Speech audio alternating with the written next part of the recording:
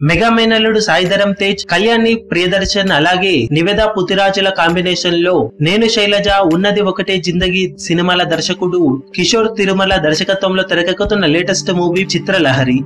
మంచి అంచనాల నడుమ ఈ శుక్రవారం ప్రేక్షకుల ముందుకు రాబోతున్న ఈ సినిమాను మైత్రి మూవీ మేకర్స్ వారు నిర్మిస్తుండటంతో సినిమాపై మంచి అంచనాలే ఏర్పడ్డాయి. టీజర్ నుండి ట్రైలర్ వరకు అన్ని ఆకట్టుకోగా బిజినెస్ పరంగాను దుమ్ములేపిన ఈ సినిమా ఇప్పుడు ఓవరాల్ గా సెన్సార్ పనులను కూడా పూర్తి చేసుకుని క్లీన్ యూజ్ సర్టిఫికేట్ ను సొంతం చేసుకుంది.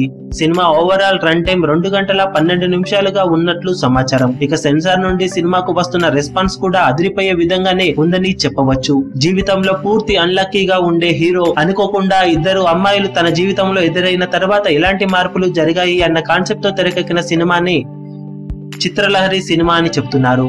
ముఖ్యంగా 5 పాత్రల చుట్టూ తిరిగే ఈ కథ అందరినీ ఆకట్టుకునే విధంగా ఉంటుందని, ఎంటర్టైన్మెంట్ పాలు కావాల్సిన దానికన్నా ఎక్కువగా ఉంటాయని, ఫ్యామిలీ ఆడియన్స్ ని ఆకట్టుకునే ఎమోషనల్ సన్నివేశాలు కూడా చాలా వరకు సినిమాలో ఉన్నాయని, ఓవరాల్ గా సినిమా మొదటి అర్ధభాగం చాలా వరకు అలరించే విధంగా ఉంటుందని, సెకండ్ హాఫ్ కొద్దిగా స్లో డౌన్ అయినా సినిమా మాత్రం అనుకున్న రేంజ్ లోనే ముగుస్తుందని సెన్సార్ వారు చెప్తున్నారు.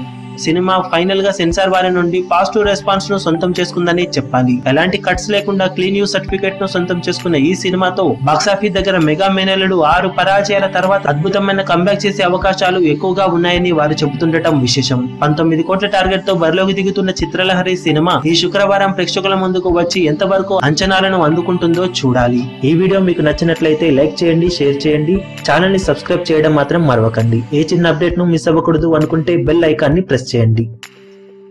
లేటెస్ట్ సినిమా అప్డేట్స్ కోసం, బాక్సాఫీస్ కలెక్షన్స్ రిపోర్ట్స్ కోసం మా అఫీషియల్ యూట్యూబ్ ఛానల్ ను సబ్స్క్రైబ్ చేసుకోండి. ఏ చిన్న అప్డేట్ ను మిస్ అవ్వకూడదు అనుకుంటే బెల్ ఐకాన్ ని ప్రెస్ చేయండి.